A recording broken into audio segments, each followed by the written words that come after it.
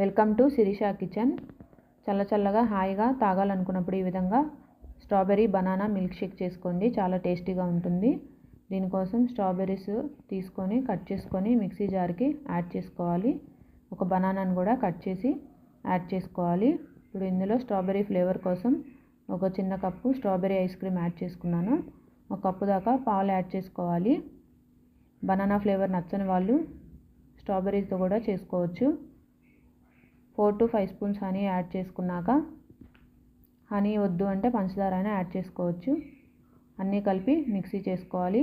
Mixie చేసుకున్న దాన్ని strain చేసుకొని ఇప్పుడు ఇందులో ముందుగా నానబెట్టుకున్న చియా సీడ్స్ యాడ్ చేసుకోవాలి.